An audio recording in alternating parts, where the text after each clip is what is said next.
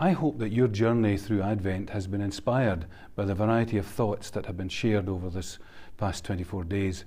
I'm grateful to the friends who agreed at short notice to share with us their own experiences of expectant waiting.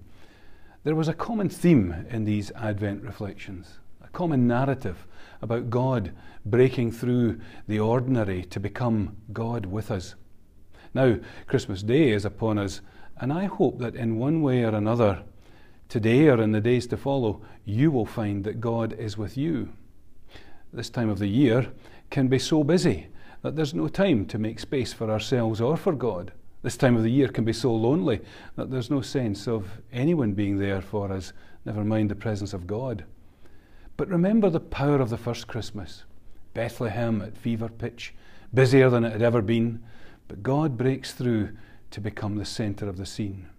Mary and Joseph, at the end of a long and lonely journey, feeling like the outcasts that they were, but they were not alone. That while the world gets on with its usual business, some of it cruel and some of it kind, God is right there in the middle of it all.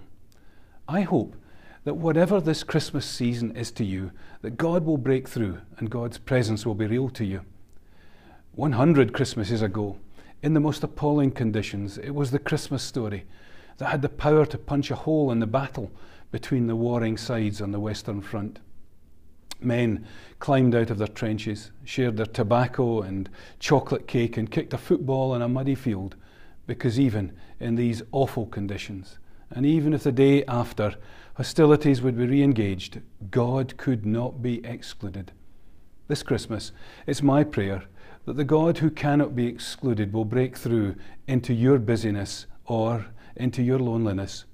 And if nothing else, find a quiet moment to join me in praying that one day across the earth, the God of peace will punch a hole in the hostilities that are still spread across too many warring fronts.